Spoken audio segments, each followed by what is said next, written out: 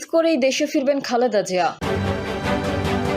সংস্কার আর নির্বাচনের মধ্যে কোনো বিরোধ নেই বলছেন সাকিব। জানাবো কবে নিষিদ্ধ হচ্ছে আওয়ামী লীগ, এবং সর্বশেষ জানাবো রমজানে ডিম ও মাংসের দাম সহনশীল থাকবে। এতক্ষণ শুনছিলেন সংবাদ শিরোনাম, এবারে বিস্তারিত। তবে তার আগে অনুরোধ থাকবে আমাদের চ্যানেলটি সাবস্ক্রাইব করে বেল আইকনটি ক্লিক করুন। ঈদ করেই দেশে ফিরবেন খালেদা জিয়া। লন্ডনে চিকিৎসাধীন বিএনপি চেয়ারপারসন খালেদা জিয়া ঈদ করেই দেশে ফিরবেন বলে জানিয়েছেন যুক্তরাজ্য বিএনপির সভাপতি ও চেয়ারপারসনের উপদেষ্টা M A Malek. M A মালেক বলেন, আপনারা সবাই ওনার জন্য দোয়া করবেন। তিনি দেশবাসীর দোয়ায় আগের চেয়ে অনেক ভালো আছেন, কারণ উনি তার প্রিয় সন্তান তারেক রহমান, পুত্রবধূ ডক্টর জোবাইদা রহমান, শর্মিলা রহমান, 3 নাতনি ব্যারিস্টার জাইমা রহমান, জাহিয়া রহমান এবং জাফিয়া রহমানের সঙ্গে বাসায় দারুণ সময় কাটাচ্ছেন। তারা সবাই ওনার পাশে রয়েছেন। তিনি আরো বলেন, আমরা যুক্তরাজ্য বিএনপির টিম ওনার পাশে আছি। আলহামদুলিল্লাহ, উনি মেন্টালি খুব রিল্যাক্স। আমরা ওনাকে অনুরোধ করেছি আমাদের সঙ্গে অন্তত এই ঈদটা করে যাওয়ার জন্য। আমরা আশা করি উনি যদি আমাদের কথা রাখেন তাহলে ঈদের পরেই বাংলাদেশে যাবেন। উনি আগের চেয়ে অনেক ভালো রয়েছেন। তিনি আরো বলেন, হাসিনাই ওনাকে স্লো পয়জনিং দিয়ে হত্যার চেষ্টা করেছে। আল্লাহর অশেষ মেহেরবানি, আল্লাহর ক্ষমতা অনেক বেশি। হাসিনার পরিকল্পনা বাস্তবায়ন হয়নি। হাসিনা যখন লন্ডনে আসেন তখন তিনি ঘোষণা করেছিলেন খালেদা জিয়াকে হত্যার। আল্লাহ বলেছেন, এর চেয়ে বড় পরিকল্পনাকারী আমি খোদ আল্লাহ। আল্লাহর পরিকল্পনায় হাসিনার পতন হয়েছে, খালেদা জিয়ার উত্থান হয়েছে।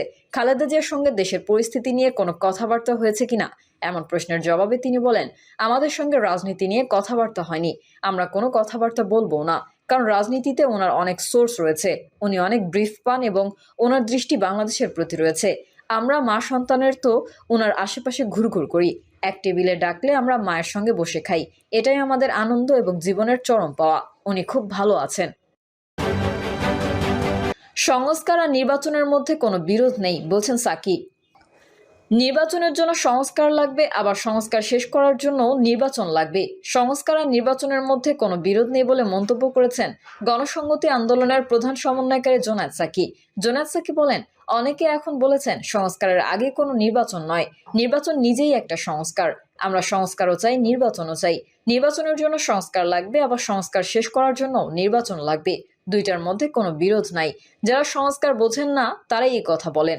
জনগণের সমর্থন ছাড়া সংস্কার করা যায় না।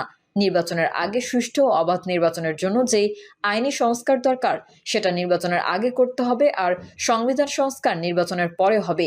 এই বিষয়ে ঐকমত্য তৈরি করে যুক্তির সময় নির্বাচন অনুষ্ঠিত করতে হবে।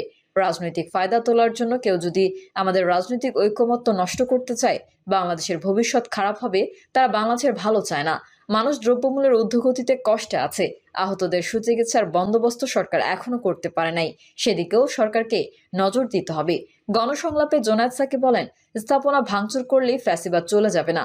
ফ্যাসিবাদ রন্ধে রন্ধে আছে, ব্যবস্থার মধ্যে আছে, সেগুলো বদলাতে হবে। সেগুলো বদলিয়ে একটা গণতান্ত্রিক ব্যবস্থা প্রতিষ্ঠার মধ্যে দিয়েই ফ্যাসিবাদকে পরাজিত করা সম্ভব।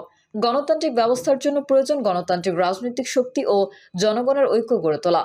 গণসংহতি আন্দোলনের সম্পাদক মণ্ডলীর সদস্য বাচ্চু ভূঁইয়া বলেন, নতুন রাজনৈতিক বন্দোবস্ত শ্রমিক কৃষকের ন্যায্য মজুরি ও ফসলের ন্যায্য দাম অনুযায়ী নিশ্চিত করতে হবে। দেশের অধিকাংশ মানুষের স্বার্থ নিশ্চিত করে এমন বন্দোবস্ত আমাদের পৌঁছাতে হবে। বাংলাদেশ ছাত্র ফেডারেশনের সাধারণ সম্পাদক সৈকত আরিফ বলেন, দীর্ঘ ফ্যাসিবাদ বিরোধী লড়াইয়ের মধ্যে দিয়েই জুলাই ছাত্র জনতার অভ্যুত্থানে ফ্যাসিস্ট হাসিনার পতন হয়েছে। অভ্যুত্থানের মধ্যে দিয়েই জনগণের যে ফ্যাসিবাদী ব্যবস্থার বিলোপ ও নতুন রাজনৈতিক বন্দোবস্তর যে আকাঙ্ক্ষা তৈরি হয়েছিল তা বাস্তবায়নে অভ্যুত্থানের মধ্যে দিয়ে যে জাতীয় ঐক্য তৈরি হয়েছিল সেটা রক্ষা করা দরকার ছিল। কিন্তু নিজেদের গোষ্ঠী স্বার্থে বৈষম্যবিরোধী ছাত্র আন্দোলনের নেতৃত্বরাই সেই ঐক্যকে ভেঙে দিয়ে অভ্যুত্থানকে কুক্ষিগত করতে গিয়ে অভ্যুত্থান থেকে জনগণকে বিচ্ছিন্ন করেছেন। গোষ্ঠী স্বার্থে অভ্যুত্থানকে ব্যবহার করতে যদি অভ্যুত্থান ব্যর্থ হয়, জনগণ আপনাদের ক্ষমা করবে না। কবে নিষিদ্ধ হচ্ছে আওয়ামী লীগ? ফ্যাসিস্ট হাসিনার দল আওয়ামী লীগ ও তার দোসররা 24-এর গণঅভ্যুত্থানের সময় নির্বিচারে গণহত্যা চালিয়েছিল, যা এখন বিশ্বব্যাপী জাতিসংঘের মানবাধিকার কমিশন কর্তৃক স্বীকৃত। তাই এবার গর্জে উঠেছে আমজনতা। আওয়ামী লীগ কবে নিষিদ্ধ হচ্ছে তা নিয়েই রীতিমতো সামাজিক মাধ্যমে চলছে কাটাছেঁড়া। তাজবির ইকবাল নামের একজন ফেসবুকে লিখেছেন, এরপরও অপেক্ষা করতে হবে, ভাবতেই অবাক লাগছে। গণহত্যা চালানো আওয়ামী লীগকে নিষিদ্ধ করা এখন সময়ের দাবি। সামিহা নামের একজন লিখেছেন, স্বৈরাচার আওয়ামী লীগকে নিষিদ্ধ করা হোক, আর কখনো যাতে খুনি হাসিনার দল রাজনীতি করার সুযোগ না পায়। সম্প্রতি জুলাই গণঅভ্যুত্থানে বাংলাদেশে ঘটিত ফ্যাসিস্ট হাসিনার মানবাধিকার লঙ্ঘনের তদন্ত প্রতিবেদন প্রকাশ করেছে জাতিসংঘ, যাতে উঠে এসেছে হাসিনার বিরুদ্ধে চাঞ্চল্যকর সব তথ্য। এই প্রতিবেদনে বলা হয়, গণঅভ্যুত্থানের সময় বাংলাদেশে 1400 জনেরও বেশি মানুষকে হত্যা করা হয়ে থাকতে পারে। এ সময় আহত হয়েছে হাজার হাজার মানুষ, আর আহতরা বাংলাদেশের নিরাপত্তা বাহিনীগুলোর দ্বারা গুলিবিদ্ধ হয়েছেন বলেও তুলে ধরা হয় জাতিসংঘের প্রতিবেদনে। জাতিসংঘের প্রকাশিত এই প্রতিবেদন অনুযায়ী নিহতদের মধ্যে 12 থেকে 13% ছিল শিশু। বাংলাদেশের সাবেক সরকার প্রধান শেখ হাসিনা এবং নিরাপত্তা ও গোয়েন্দা সংস্থাগুলো আওয়ামী লীগের সঙ্গে গুরুতর মানবাধিকার লঙ্ঘনের ঘটনাগুলোর সাথে জড়িত ছিল বলেও জানায় জাতিসংঘ। বিগত 16 বছরে হাসিনা কায়েম করেছিল ফ্যাসিবাদ আর মব জাস্টিস। ফ্যাসিবাদের দোসর হাসিনা তার দল আওয়ামী লীগ ও এর সহযোগী সংগঠন যুবলীগ ছাত্রলীগকে দিয়ে একের পর এক হত্যাকাণ্ড চালিয়েছে দেশ জুড়ে। আর জুলাই গণঅভ্যুত্থানের সময় তো ছাত্রলীগকেই লেলিয়ে দিয়েছিল প্রকাশ্যে অস্ত্র হাতে ছাত্র জনতার বুকে গুলি চালাতে। সে সময় ছাত্রলীগ নারীদের ওপর যৌন নিপীড়নও চালিয়েছিল বলে উঠে আসে জাতিসংঘের প্রতিবেদনে। ফ্যাসিস্ট আওয়ামী লীগকে দ্রুত নিষিদ্ধ করা হবে এমন প্রত্যাশাই এখন দেশের সবচেয়ে সচেতন মহলের। বিভিন্ন সময় অন্তর্বর্তী সরকারের উপদেষ্টারা আওয়ামী লীগ নিষিদ্ধের ব্যাপারে কথা বললেও নির্দিষ্টভাবে কবে নিষিদ্ধ হচ্ছে আওয়ামী লীগ এটি খোলাসা করেনি। রমজানে ডিম ও মাংসের দাম সহনশীল থাকবে। World poultry science association Bangladesh শাখার সেক্রেটারি মশিউর রহমান বৃহস্পতিবার ঢাকা রিপোর্টার্স ইউনিটিতে fisheries and livestock journalist forum আয়োজিত এক সেমিনারে তিনি এই কথা বলেন। মশিউর রহমান বলেন, ঈদের আগে চাঁদ রাতে বাজারে বেশ চাপ থাকে, পণ্যের চাহিদা বেড়ে যাওয়ায় সবকিছুর দামও বেড়ে যায়। তাই এই বিষয়টি পুরোপুরিভাবে আমরা নিয়ন্ত্রণ করতে পারি না, আর এই 2 দিনের জন্য এক্সট্রা ডিম উৎপাদনও করা যায় না। তবে আমরা আশা করছি রমজানে ডিম এবং মাংস ক্রেতাদের ক্রয় ক্ষমতার মধ্যেই থাকবে।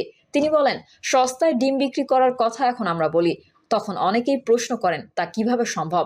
যে দেশগুলো ইতোমধ্যে ইনভেস্টমেন্ট ও ডেভেলপমেন্ট করে ফেলেছে সেসব ডেভেলপমেন্ট আমাদের দেশেও করা হয়ে গেছে, এটা হয়তো অনেকেরই জানা নেই। আমরা লেটেস্ট টেকনোলজি নিয়ে এসেছি। টেকনোলজির এক্সিবিশন দেখার জন্য আগে আমরা বাইরের দেশে যেতাম, এখন বাইরের দেশ থেকে আমাদের দেশে আসছে এক্সিবিশন দেখার জন্য। মশিউর রহমান আরও বলেন, একটা গরু যে পরিমাণ মাংস দেয় একটা মুরগি সেই পরিমাণ মাংস দেয় না। আমরা ওয়েস্ট কম্পোস্টের পরিকল্পনা করছি। বড় বড় কোম্পানিগুলো যে পরিমাণ ওয়েস্ট কম্পোস্ট করে তাতে 100 মেগাওয়াট বিদ্যুৎ উৎপাদন করা সম্ভব।